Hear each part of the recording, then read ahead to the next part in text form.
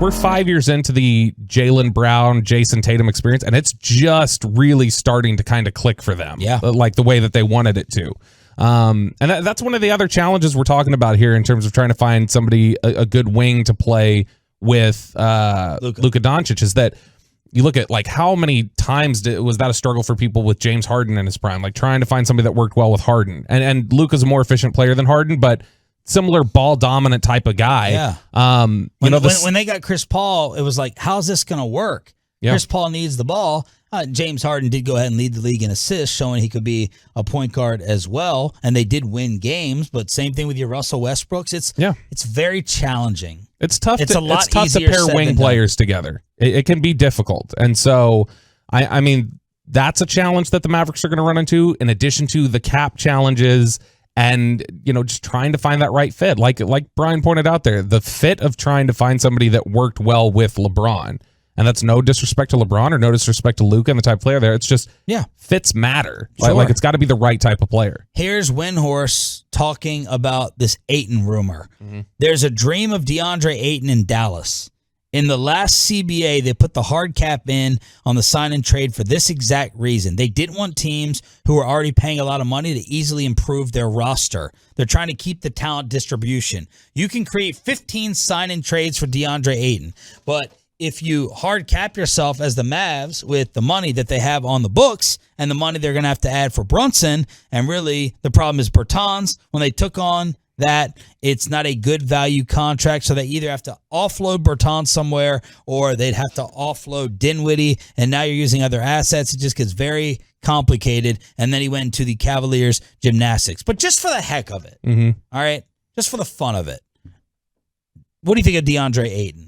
He's a really good player. He is a really good player. He's gonna cost a lot of money, and I don't know that Phoenix is willing to let him go. I mean, he's a restricted free agent. Phoenix can keep him if they want. The guy that I'd be more interested in, that's kind of a poor man's version of that I think would be more workable to go and try to get, would be Mo Bamba. Yeah, from the Magic, and that's a guy who was starting to put it together at the end of last year. The last quarter of the season, I mean, I think his per 36, he was like 17 points, 12 boards a game. He was shooting, 40+% from the 3-point line. And so, I mean, that's a guy who's kind of starting to put it together. That was the guy they liked coming out of the draft.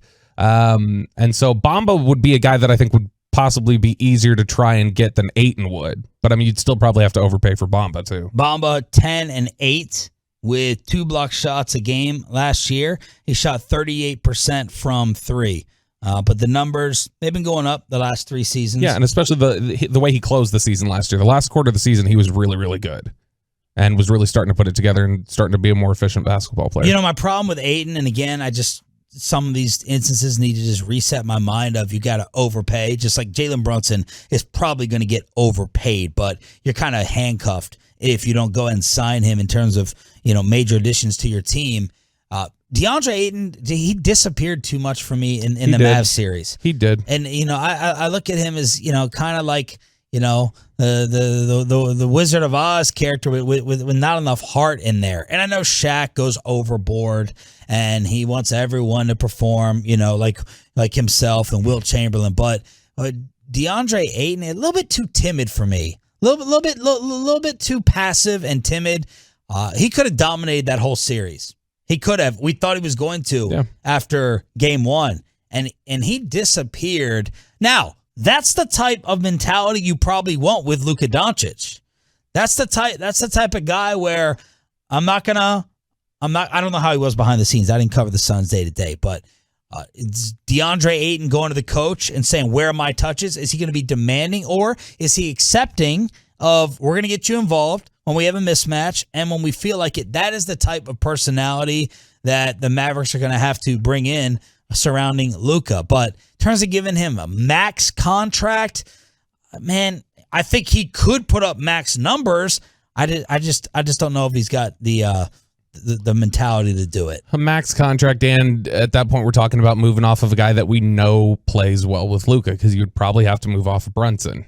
Like, that would probably be part of any sort of a deal to try and get DeAndre Ayton here in a sign and trade, would include Brunson being gone. And it's like, okay, are you willing to spend the money on Ayton and say goodbye to somebody who we know plays well with Luka, can be a ball dominant player when Luka's out, if there's any issues with that, and is a guy who has the right mindset and recognizes like what he's supposed to be here and can flip that switch of I need to be Robin here versus I need to be Batman when he's gone, and I need to take over when the ball's in my hands and Luka's off the floor. And what about fits? Like LeBron showed us that you can't have Kevin Love and Chris Bosh in the post, right? Porzingis. Tim McMahon wrote about this. We're going to get into it in the final hour.